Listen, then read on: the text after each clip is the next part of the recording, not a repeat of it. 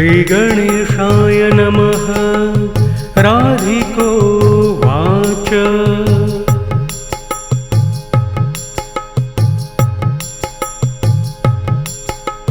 परं धामं परं ब्रह्म परेशं परमेश्वरं विघ्ननिघ्नकरं शान्तं पुष्टं कान्तमन्तकम्।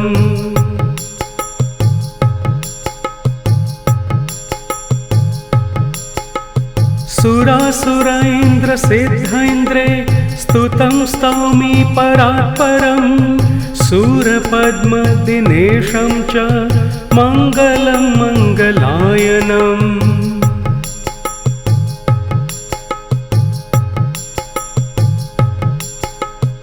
इदं स्तोत्रं महापुण्यं विघ्नशोकहरं परं यः पठेत् प्रातरुत्थाय सर्वविघ्नात् प्रमुच्यते।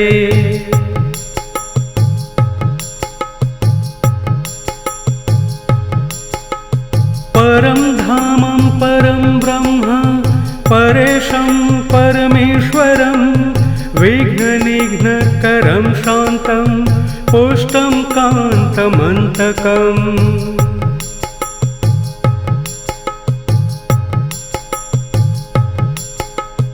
सुरासुरैन्द्रसिद्धैन्द्रे स्तुतं स्तौमि परात्परं सूरपद्मदिनेशं च मङ्गलं मङ्गलायनम्।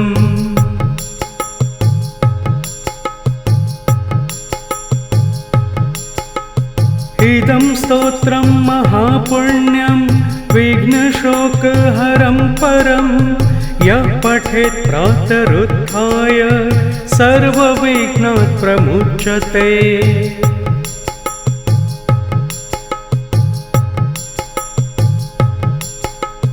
परं धामं परं ब्रह्म परेशं परमेश्वरं विघ्ननिघ्नकरं शान्तं पुष्टं कान्तमन्तकम्।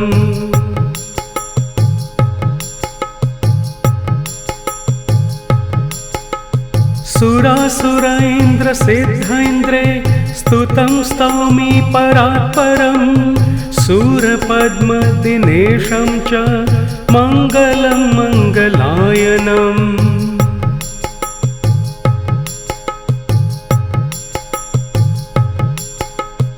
इदं स्तोत्रं महापुण्यं विघ्नशोकहरं परं यः पठेत् प्रातरुत्थाय सर्वविघ्नात् प्रमुच्यते।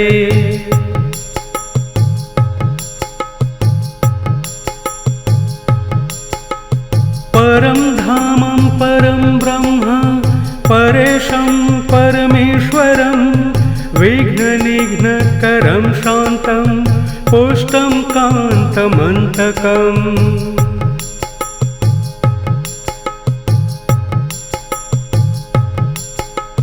सुरासुरैन्द्रसिद्धैन्द्रे स्तुतं स्तौमि परात्परं सूरपद्मदिनेशं च मङ्गलं मङ्गलायनम्।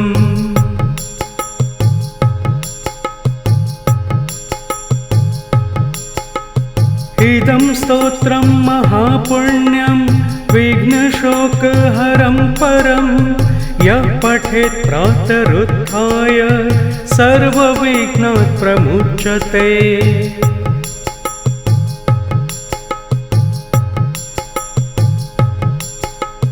परं धामं परं ब्रह्म परेशं परमेश्वरं विघ्ननिघ्नकरं शान्तं पुष्टं कान्तमन्तकम्।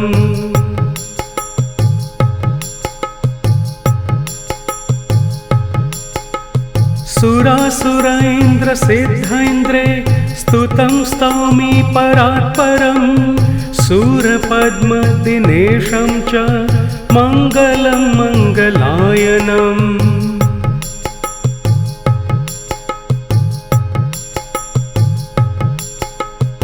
इदं स्तोत्रं महापुण्यं विघ्नशोकहरं परं यः पठेत् प्रातरुत्थाय सर्वविघ्नात् प्रमुच्यते।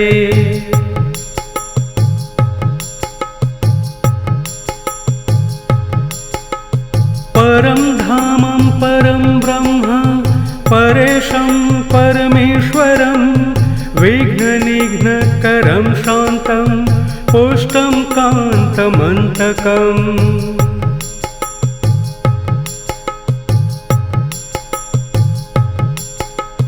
सुरासुरैन्द्रसिद्धैन्द्रे स्तुतं स्तौमि परात्परं सूरपद्मदिनेशं च मङ्गलं मङ्गलायनम्।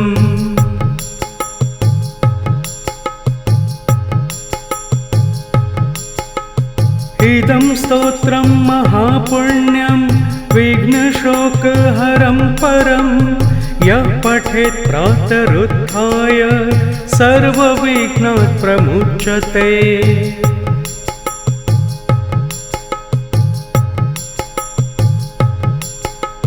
परं धामं परं ब्रह्म परेशं परमेश्वरं विघ्ननिघ्नकरं शान्तं पुष्टं कान्तमन्तकम्।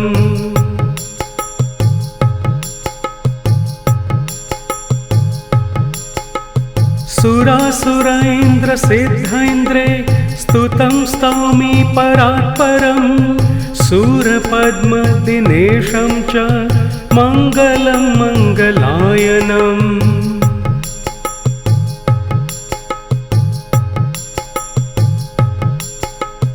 इदं स्तोत्रं महापुण्यं विघ्नशोकहरं परं यः पठेत् प्रातरुत्थाय सर्वविघ्नात् प्रमुच्यते।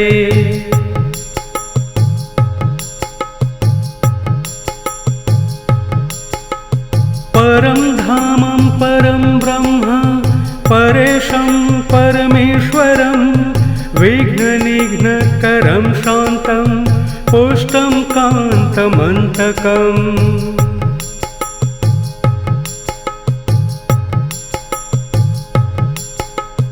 सुरासुरैन्द्रसिद्धैन्द्रे स्तुतं स्तौमि परात्परं सूरपद्मदिनेशं च मङ्गलं मङ्गलायनम्।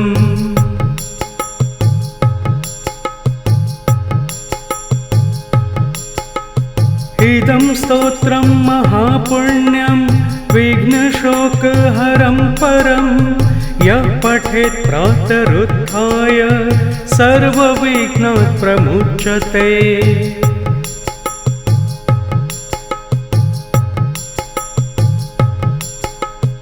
इति श्रीब्रह्मवैवर्ते राधाकृतं गणेशस्तोत्रं सम्पूर्णम्।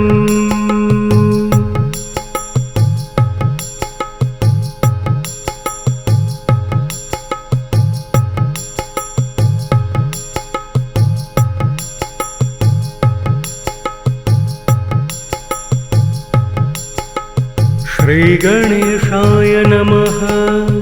राधिको वाच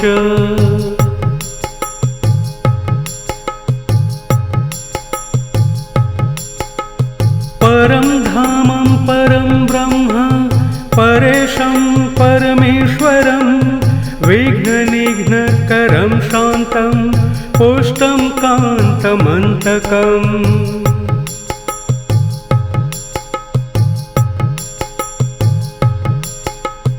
सुरासुरैन्द्रसिद्धैन्द्रे स्तुतं स्तौमि परात्परं सूरपद्मदिनेशं च मङ्गलं मङ्गलायनम्।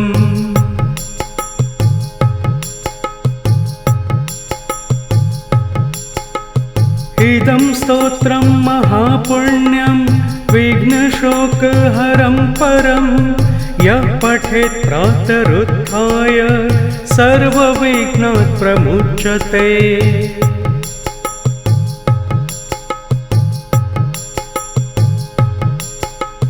परं धामं परं ब्रह्म परेशं परमेश्वरं विघ्ननिघ्नकरं शान्तं पुष्टं कान्तमन्तकम्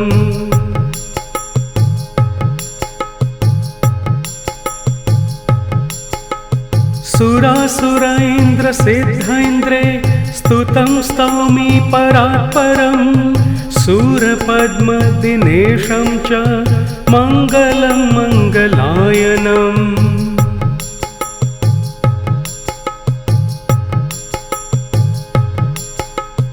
इदं स्तोत्रं महापुण्यं विघ्नशोकहरं परं यः पठेत् प्रातरुत्थाय सर्वविघ्नात् प्रमुच्यते।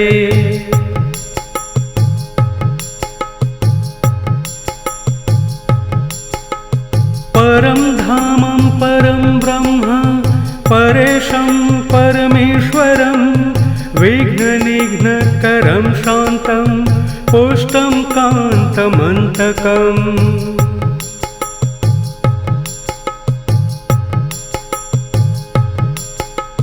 सुरासुरैन्द्रसिद्धैन्द्रे स्तुतं स्तौमि परात्परं सूरपद्मदिनेशं च मङ्गलं मङ्गलायनम्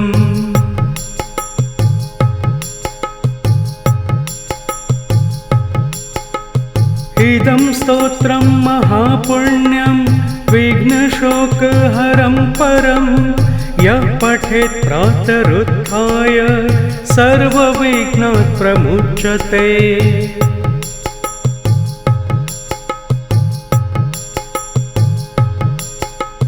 परं धामं परं ब्रह्म परेशं परमेश्वरं विघ्ननिघ्नकरं शान्तं पुष्टं कान्तमन्तकम्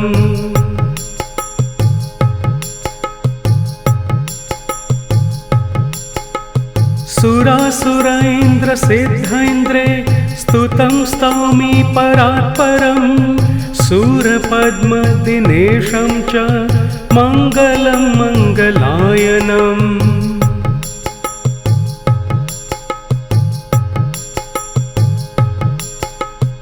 इदं स्तोत्रं महापुण्यं विघ्नशोकहरं परं यः पठेत् प्रातरुत्थाय सर्वविघ्नात् प्रमुच्यते।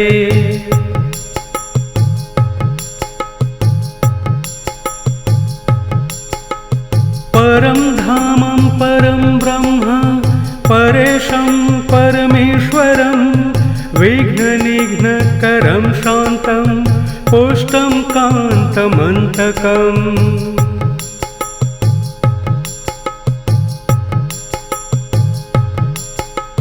सुरासुरैन्द्रसिद्धैन्द्रे स्तुतं स्तौमि परात्परं सूरपद्मदिनेशं च मङ्गलं मङ्गलायनम्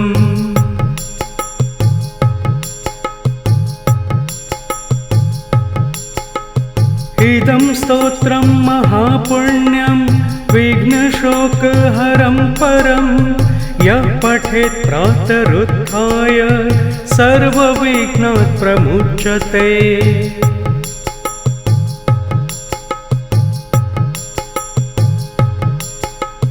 परं धामं परं ब्रह्म परेशं परमेश्वरं विघ्ननिघ्नकरं शान्तं पुष्टं कान्तमन्तकम्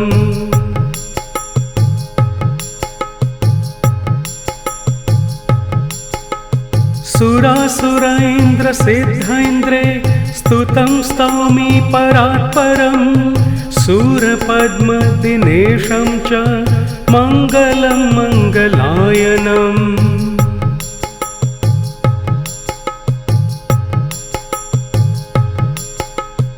इदं स्तोत्रं महापुण्यं विघ्नशोकहरं परं यः पठेत् प्रातरुत्थाय सर्वविघ्नात् प्रमुच्यते।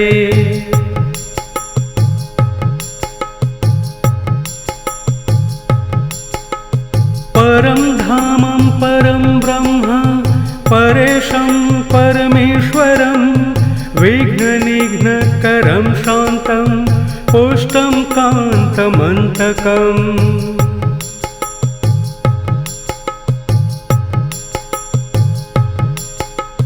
सुरासुरैन्द्रसिद्धैन्द्रे स्तुतं स्तौमि परात्परं सूरपद्मदिनेशं च मङ्गलं मङ्गलायनम्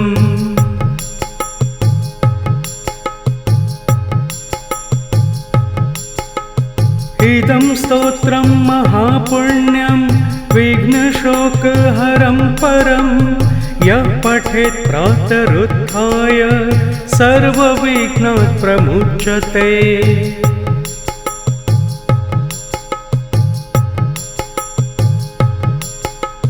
परं धामं परं ब्रह्म परेशं परमेश्वरं विघ्ननिघ्नकरं शान्तं पुष्टं कान्तमन्तकम्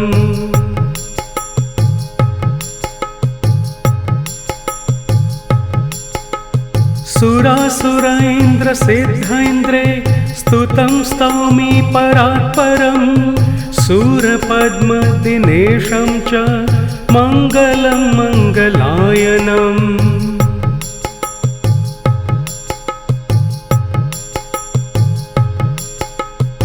इदं स्तोत्रं महापुण्यं विघ्नशोकहरं परं यः पठेत् प्रातरुत्थाय सर्वविघ्नात् प्रमुच्यते।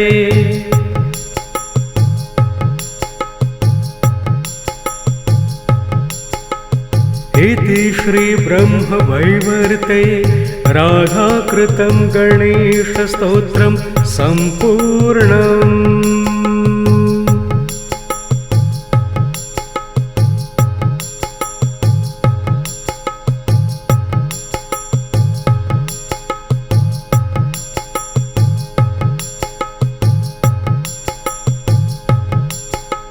श्रीगणेशाय नमः।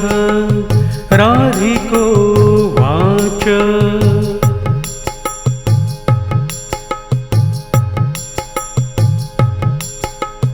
परं धामं परं ब्रह्म परेशं परमेश्वरं विघ्ननिघ्नकरं शान्तं पुष्टं कान्तमन्तकम्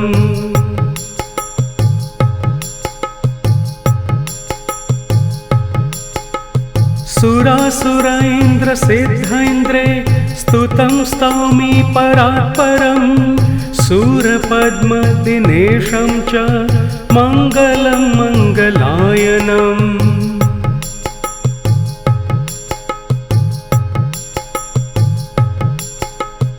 इदं स्तोत्रं महापुण्यं विघ्नशोकहरं परं यः पठेत् प्रातरुत्थाय सर्वविघ्नात् प्रमुच्यते।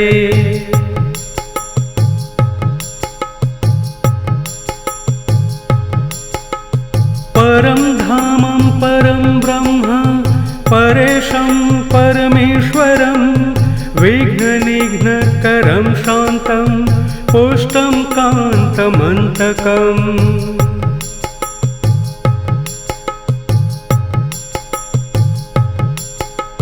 सुरासुरैन्द्रसिद्धैन्द्रे स्तुतं स्तौमि परात्परं सूरपद्मदिनेशं च मङ्गलं मङ्गलायनम्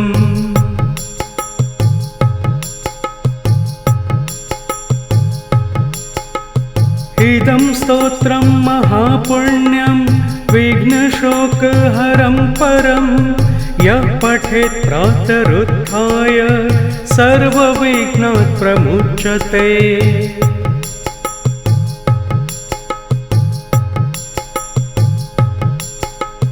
परं धामं परं ब्रह्म परेशं परमेश्वरं विघ्ननिघ्नकरं शान्तं पुष्टं कान्तमन्तकम्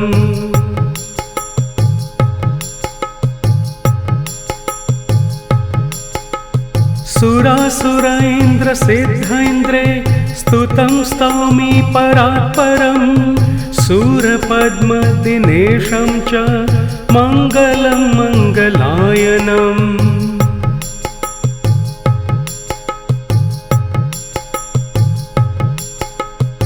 इदं स्तोत्रं महापुण्यं विघ्नशोकहरं परं यः पठेत् प्रातरुत्थाय सर्वविघ्नात् प्रमुच्यते।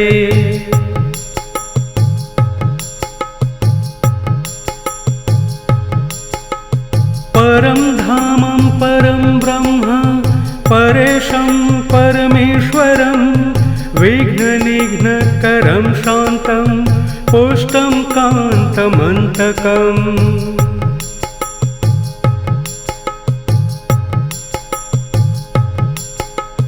सुरासुरैन्द्रसिद्धैन्द्रे स्तुतं स्तौमि परात्परं सूरपद्मदिनेशं च मङ्गलं मङ्गलायनम्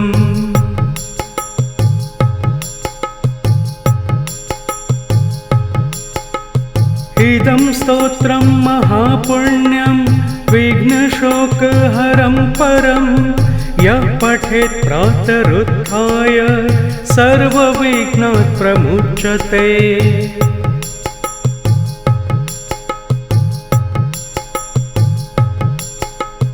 परं धामं परं ब्रह्म परेशं परमेश्वरं विघ्ननिघ्नकरं शान्तं पुष्टं कान्तमन्तकम्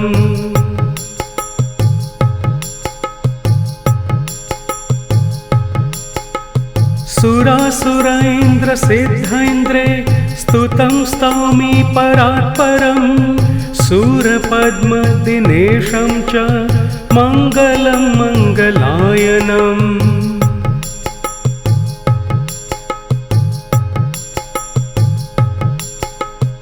इदं स्तोत्रं महापुण्यं विघ्नशोकहरं परं यः पठेत् प्रातरुत्थाय सर्वविघ्नात् प्रमुच्यते।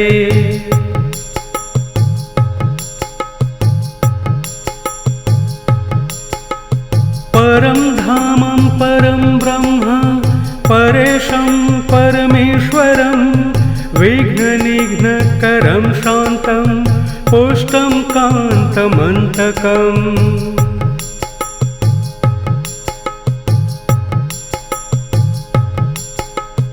सुरासुरैन्द्रसिद्धैन्द्रे स्तुतं स्तौमि परात्परं सूरपद्मदिनेशं च मङ्गलं मङ्गलायनम्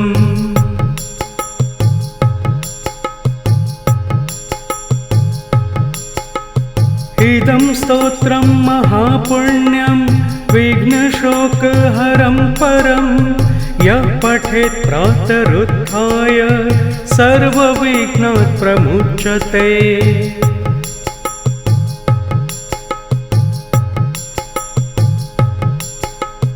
परं धामं परं ब्रह्म परेशं परमेश्वरं विघ्ननिघ्नकरं शान्तं पुष्टं कान्तमन्तकम्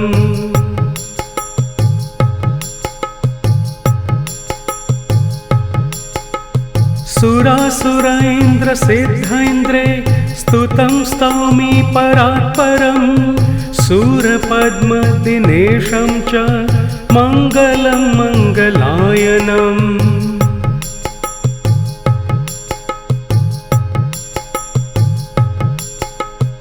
इदं स्तोत्रं महापुण्यं विघ्नशोकहरं परं यः पठेत् प्रातरुत्थाय सर्वविघ्नात् प्रमुच्यते।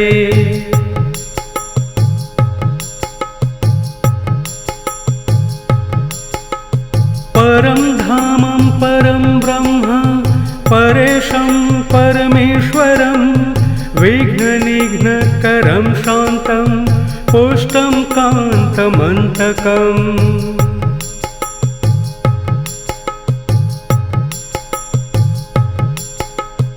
सुरासुरैन्द्रसिद्धैन्द्रे स्तुतं स्तौमि परात्परम् सूरपद्मदिनेशं च मङ्गलं मङ्गलायनम्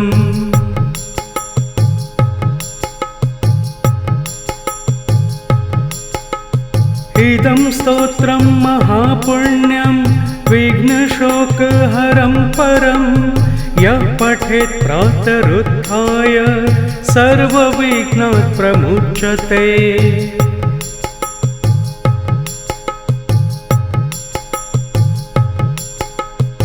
इति श्रीब्रह्मवैवर्ते राधाकृतं गणेशस्तोत्रं सम्पूर्णम्।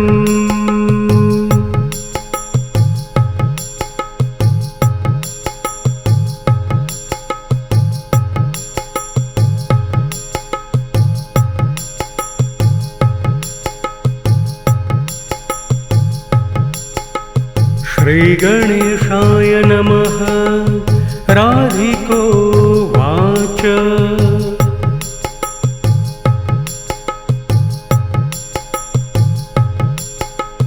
परं धामं परं ब्रह्म परेशं परमेश्वरं विघ्ननिघ्नकरं शान्तं पुष्टं कान्तमन्तकम्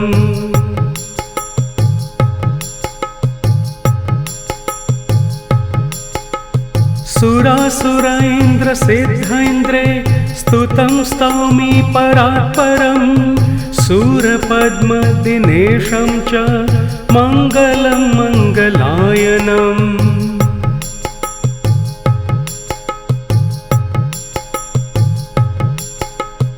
इदं स्तोत्रं महापुण्यं विघ्नशोकहरं परं यः पठेत् प्रातरुत्थाय सर्वविघ्नात् प्रमुच्यते।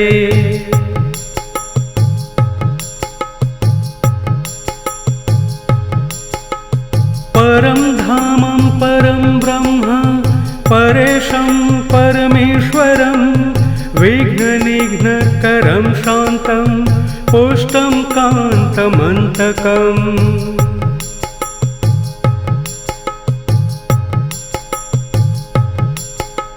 सुरासुरैन्द्रसिद्धैन्द्रे स्तुतं स्तौमि परात्परं सूरपद्मदिनेशं च मङ्गलं मङ्गलायनम्।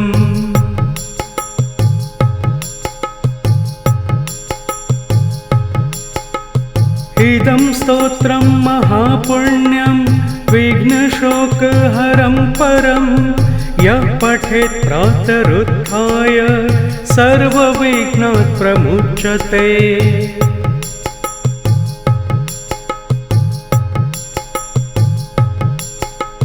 परं धामं परं ब्रह्म परेशं परमेश्वरं विघ्ननिघ्नकरं शान्तं पुष्टं कान्तमन्तकम्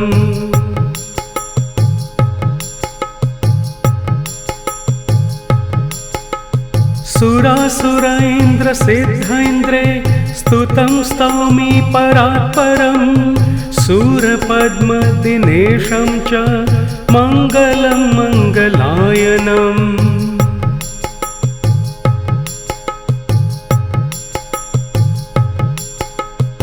इदं स्तोत्रं महापुण्यं विघ्नशोकहरं परं यः पठेत् प्रातरुत्थाय सर्वविघ्नात् प्रमुच्यते।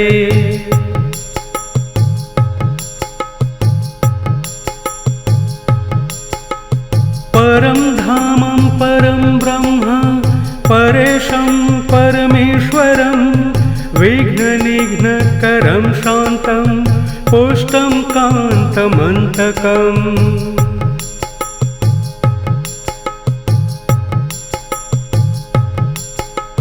सुरासुरैन्द्रसिद्धैन्द्रे स्तुतं स्तौमि परात्परं सूरपद्मदिनेशं च मङ्गलं मङ्गलायनम्।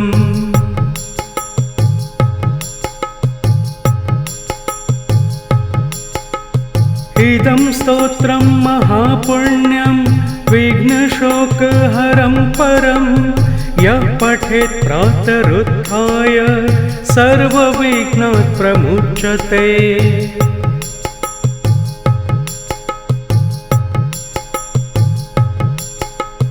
परं धामं परं ब्रह्म परेशं परमेश्वरं विघ्ननिघ्नकरं शान्तं पुष्टं कान्तमन्तकम्।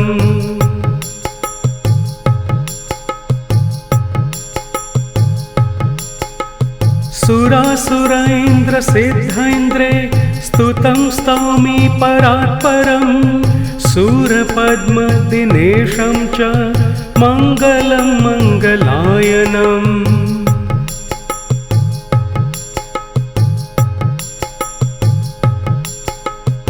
इदं स्तोत्रं महापुण्यं विघ्नशोकहरं परं यः पठेत् प्रातरुत्थाय सर्वविघ्नात् प्रमुच्यते।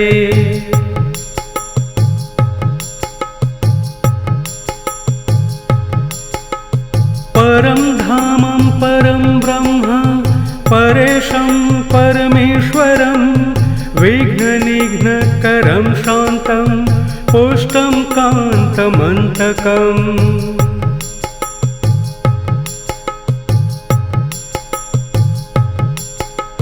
सुरासुरैन्द्रसिद्धैन्द्रे स्तुतं स्तौमि परात्परं सूरपद्मदिनेशं च मङ्गलं मङ्गलायनम्।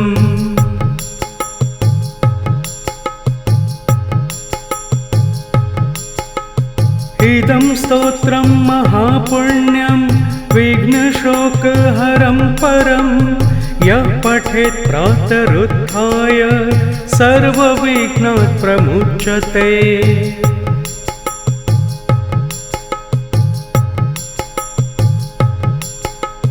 परं धामं परं ब्रह्म परेशं परमेश्वरं विघ्ननिघ्नकरं शान्तं पुष्टं कान्तमन्तकम्।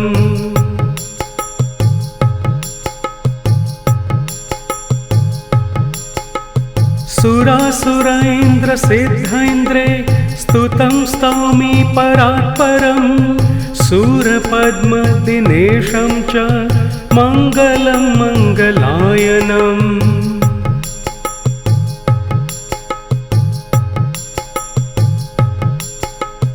इदं स्तोत्रं महापुण्यं विघ्नशोकहरं परं यः पठेत् प्रातरुत्थाय सर्वविघ्नात् प्रमुच्यते।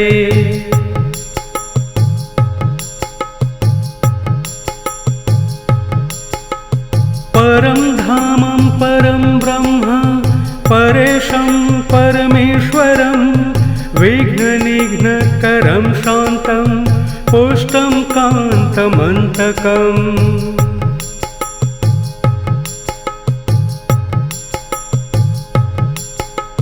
सुरासुरैन्द्रसिद्धैन्द्रे स्तुतं स्तौमि परात्परं सूरपद्मदिनेशं च मङ्गलं मङ्गलायनम्।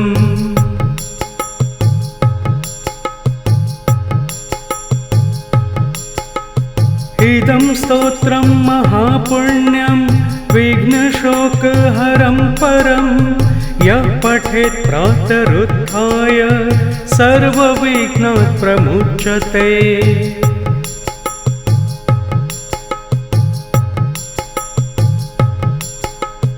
इति श्रीब्रह्मवैवर्ते राधाकृतं गणेशस्तोत्रं सम्पूर्णम्।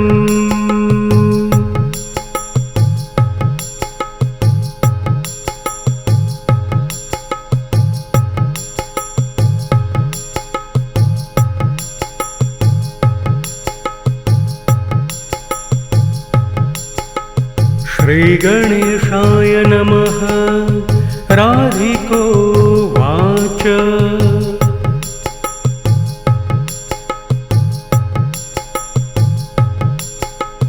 परं धामं परं ब्रह्म विघ्ननिघ्नकरं शान्तं पुष्टं कान्तमन्तकम्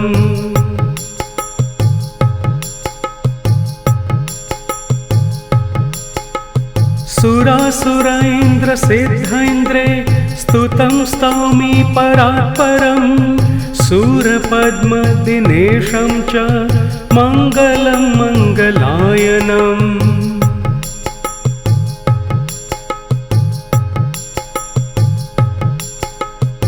इदं स्तोत्रं महापुण्यं विघ्नशोकहरं परं यः पठेत् प्रातरुत्थाय सर्वविघ्नात् प्रमुच्यते।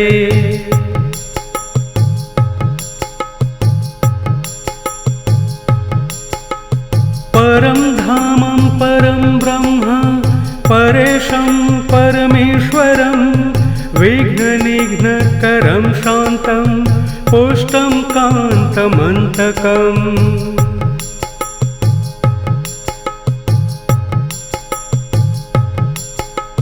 सुरासुरैन्द्रसिद्धैन्द्रे स्तुतं स्तौमि परात्परं सूरपद्मदिनेशं च मङ्गलं मङ्गलायनम्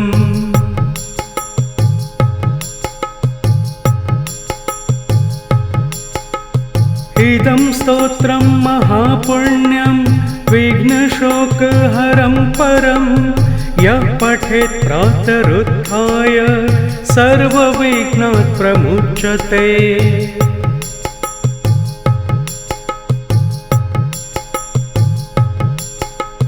परं धामं परं ब्रह्म परेशं परमेश्वरं विघ्ननिघ्नकरं शान्तं पुष्टं कान्तमन्तकम्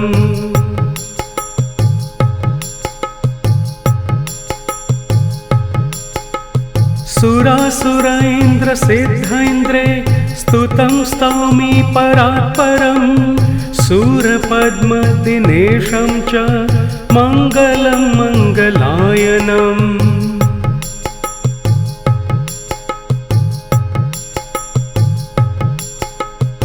इदं स्तोत्रं महापुण्यं विघ्नशोकहरं परं यः पठेत् प्रातरुत्थाय सर्वविघ्नात् प्रमुच्यते।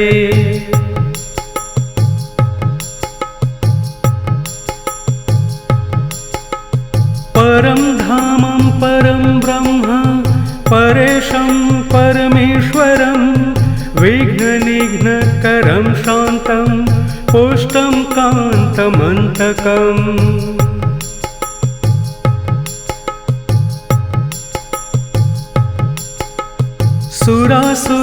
सुरासुरैन्द्रसिद्धैन्द्रे स्तुतं स्तौमि परात्परं सूरपद्मदिनेशं च मङ्गलं मङ्गलायनम्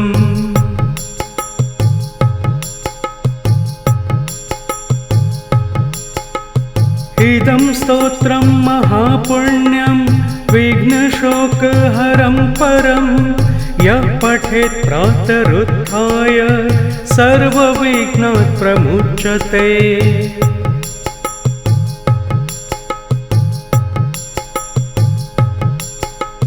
परं धामं परं ब्रह्म परेशं परमेश्वरं विघ्ननिघ्नकरं शान्तं पुष्टं कान्तमन्तकम्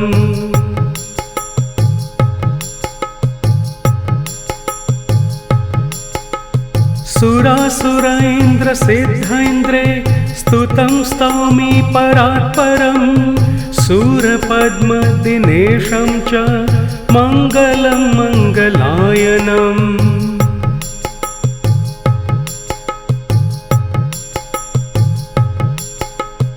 इदं स्तोत्रं महापुण्यं विघ्नशोकहरं परं यः पठेत् प्रातरुत्थाय सर्वविघ्नात् प्रमुच्यते।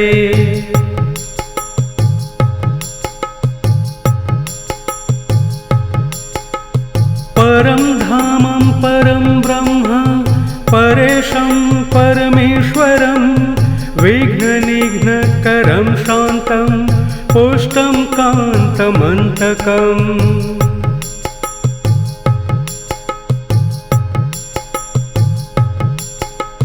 सुरासुरैन्द्रसिद्धैन्द्रे स्तुतं स्तौमि परात्परम् सूरपद्मदिनेशं च मङ्गलं मङ्गलायनम्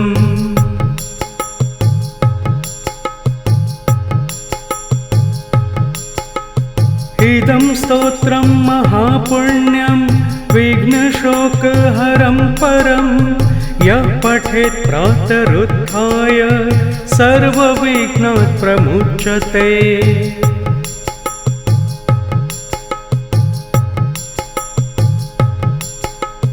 परं धामं परं ब्रह्म परेशं परमेश्वरं विघ्ननिघ्नकरं शान्तं पुष्टं कान्तमन्तकम्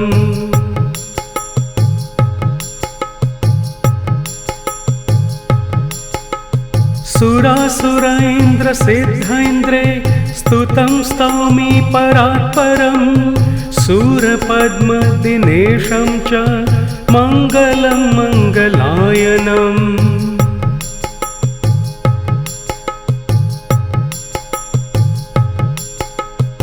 इदं स्तोत्रं महापुण्यं विघ्नशोकहरं परं यः पठेत् प्रातरुत्थाय सर्वविघ्नात् प्रमुच्यते।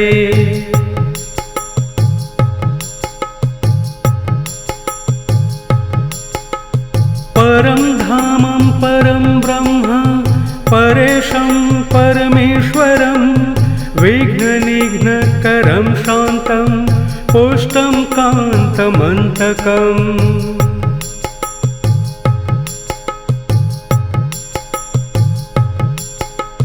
सुरासुरैन्द्रसिद्धैन्द्रे स्तुतं स्तौमि परात्परं सूरपद्मदिनेशं च मङ्गलं मङ्गलायनम्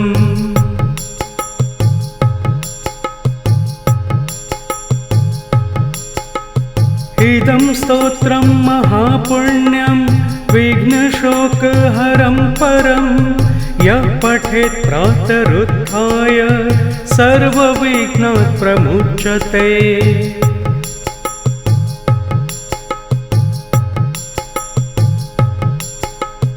इति श्रीब्रह्मवैवर्ते राधाकृतं गणेशस्तोत्रं सम्पूर्णम्।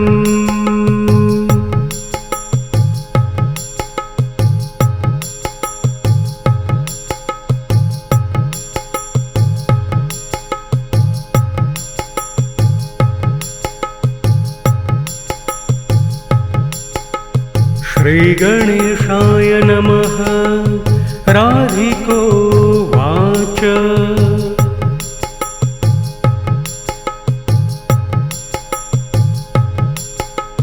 परं धामं परं ब्रह्म परेशं परमेश्वरं विघ्ननिघ्नकरं शान्तं पुष्टं कान्तमन्तकम्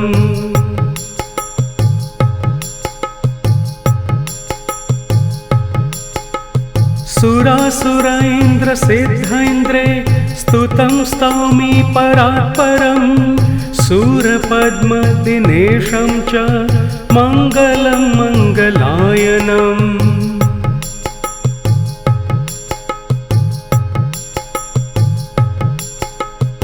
इदं स्तोत्रं महापुण्यं विघ्नशोकहरं परं यः पठेत् प्रातरुत्थाय सर्वविघ्नात् प्रमुच्यते।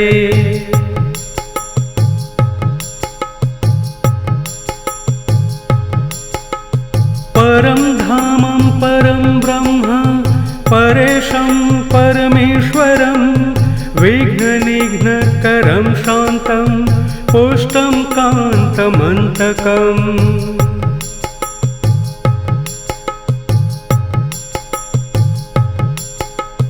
सुरासुरैन्द्रसिद्धैन्द्रे स्तुतं स्तौमि परात्परं सूरपद्मदिनेशं च मङ्गलं मङ्गलायनम्।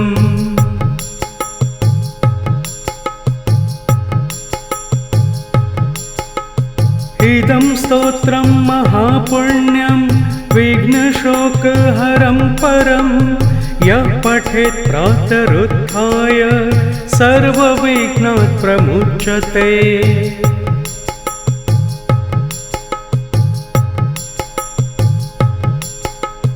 परं धामं परं ब्रह्म परेशं परमेश्वरं विघ्ननिघ्नकरं शान्तं पुष्टं कान्तमन्तकम्।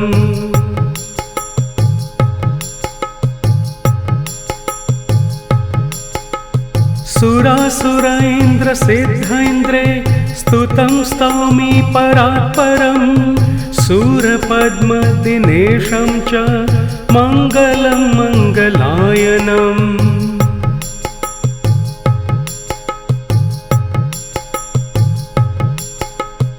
इदं स्तोत्रं महापुण्यं विघ्नशोकहरं परं यः पठेत् प्रातरुत्थाय सर्वविघ्नात् प्रमुच्यते।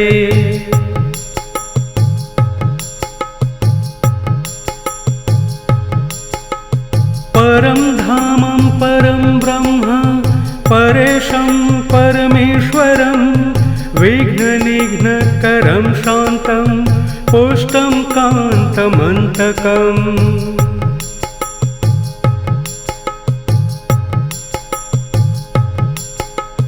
सुरासुरैन्द्रसिद्धैन्द्रे स्तुतं स्तौमि परात्परं सूरपद्मदिनेशं च मङ्गलं मङ्गलायनम्।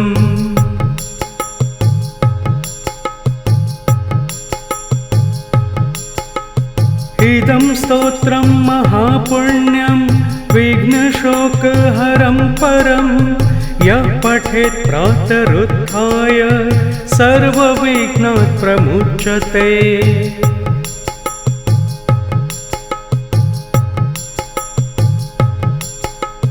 परं धामं परं ब्रह्म परेशं परमेश्वरं विघ्ननिघ्नकरं शान्तं पुष्टं कान्तमन्तकम्।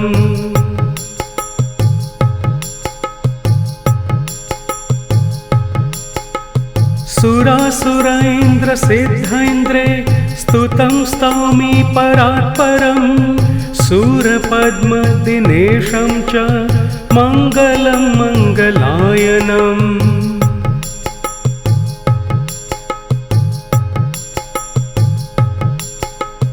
इदं स्तोत्रं महापुण्यं विघ्नशोकहरं परं यः पठेत् प्रातरुत्थाय सर्वविघ्नात् प्रमुच्यते।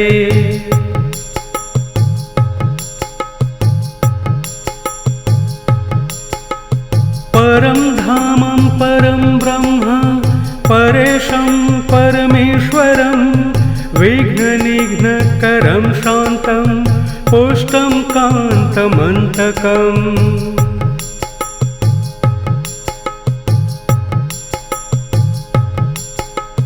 सुरासुरैन्द्रसिद्धैन्द्रे स्तुतं स्तौमि परात्परं सूरपद्मदिनेशं च मङ्गलं मङ्गलायनम्।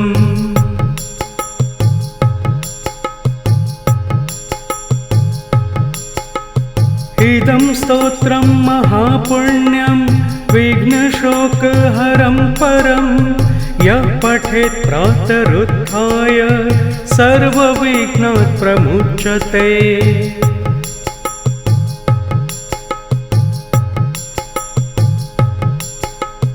परं धामं परं ब्रह्म परेशं परमेश्वरं विघ्ननिघ्नकरं शान्तं पुष्टं कान्तमन्तकम्।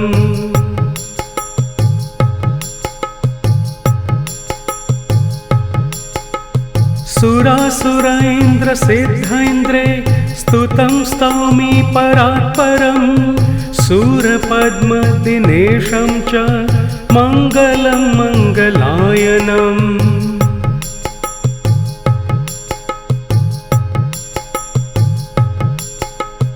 इदं स्तोत्रं महापुण्यं विघ्नशोकहरं परं यः पठेत् प्रातरुत्थाय सर्वविघ्नात् प्रमुच्यते।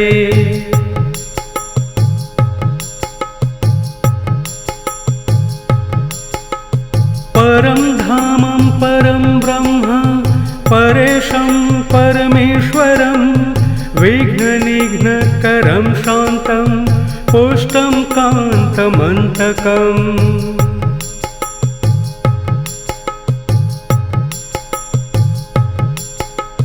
सुरासुरैन्द्रसिद्धैन्द्रे स्तुतं स्तौमि परात्परं सूरपद्मदिनेशं च मङ्गलं मङ्गलायनम्।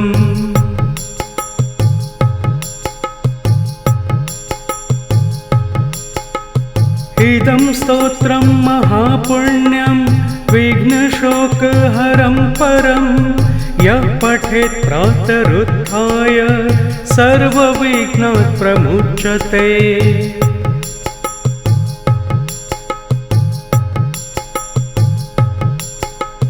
इति श्रीब्रह्मवैवर्ते राधाकृतं गणेशस्तोत्रं सम्पूर्णम्।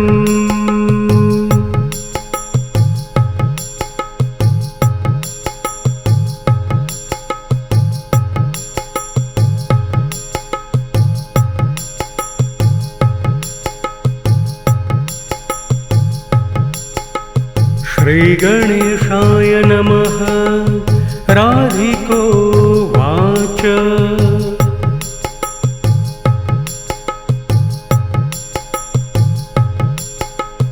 परं धामं परं ब्रह्म परेशं परमेश्वरं विघ्ननिघ्नकरं शान्तं पुष्टं कान्तमन्तकम्।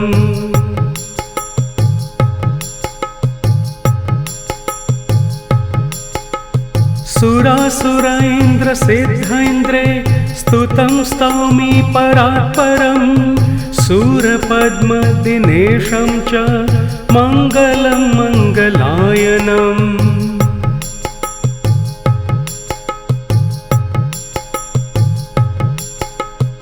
इदं स्तोत्रं महापुण्यं विघ्नशोकहरं परं यः पठेत् प्रातरुत्थाय सर्वविघ्नात् प्रमुच्यते।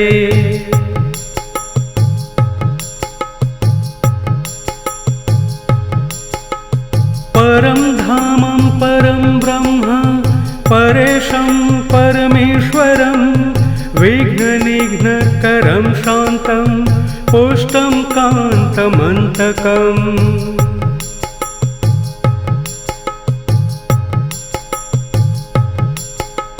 सुरासुरैन्द्रसिद्धैन्द्रे स्तुतं स्तौमि परात्परं सूरपद्मदिनेशं च मङ्गलं मङ्गलायनम्।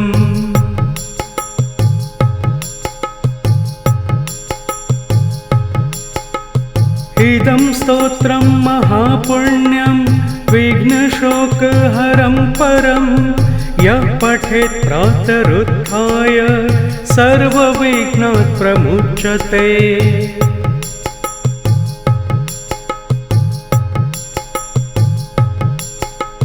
परं धामं परं ब्रह्म परेशं परमेश्वरं विघ्ननिघ्नकरं शान्तं पुष्टं कान्तमन्तकम्।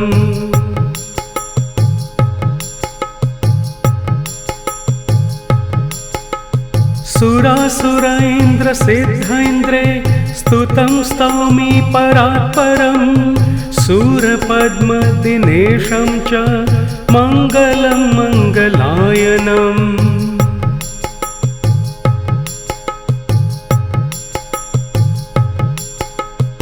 इदं स्तोत्रं महापुण्यं विघ्नशोकहरं परं यः पठेत् प्रातरुत्थाय सर्वविघ्नात् प्रमुच्यते।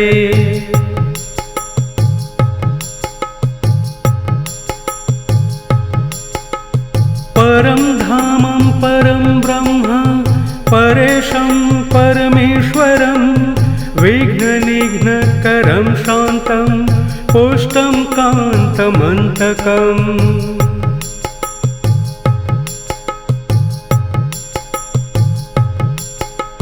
सुरासुरैन्द्रसिद्धैन्द्रे स्तुतं स्तौमि परात्परं सूरपद्मदिनेशं च मङ्गलं मङ्गलायनम्।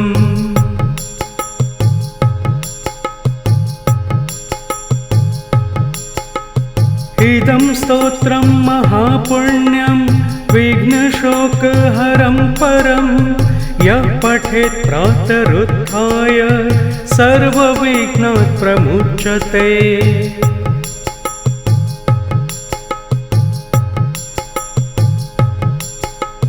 परं धामं परं ब्रह्म परेशं परमेश्वरं विघ्ननिघ्नकरं शान्तं पुष्टं कान्तमन्तकम्।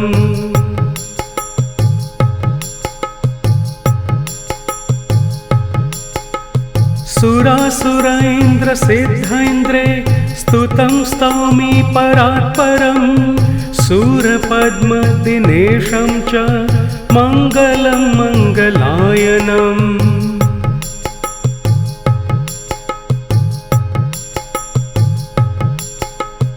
इदं स्तोत्रं महापुण्यं विघ्नशोकहरं परं यः पठेत् प्रातरुत्थाय सर्वविघ्नात् प्रमुच्यते।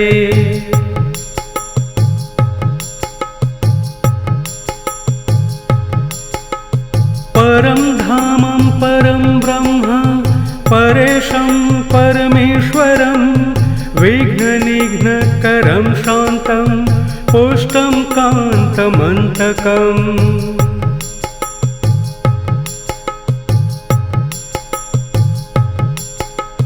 सुरासुरैन्द्रसिद्धैन्द्रे स्तुतं स्तौमि परात्परं सूरपद्मदिनेशं च मङ्गलं मङ्गलायनम्।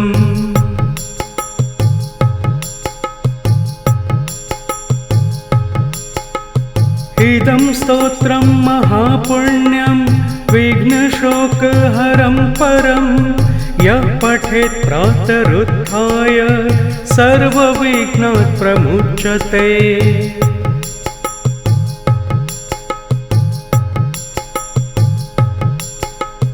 परं धामं परं ब्रह्म परेशं परमेश्वरं विघ्ननिघ्नकरं शान्तं पुष्टं कान्तमन्तकम्।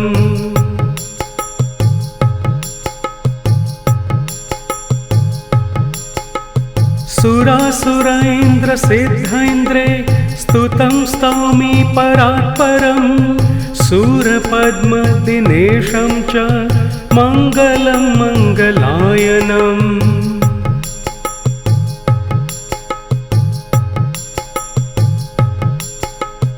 इदं स्तोत्रं महापुण्यं विघ्नशोकहरं परं यः पठेत् प्रातरुत्थाय सर्वविघ्नात् प्रमुच्यते।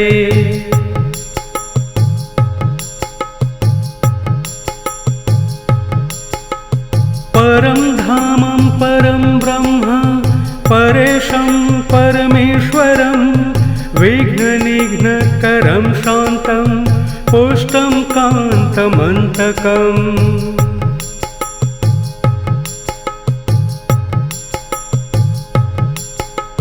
सुरासुरैन्द्रसिद्धैन्द्रे स्तुतं स्तौमि परात्परं सूरपद्मदिनेशं च मङ्गलं मङ्गलायनम्।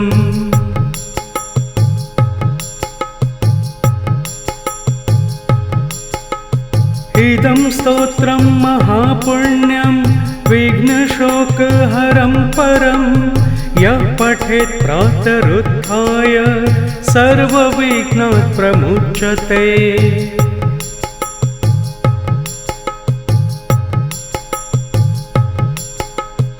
इति श्रीब्रह्मवैवर्ते राधाकृतं गणेशस्तोत्रं सम्पूर्णम्।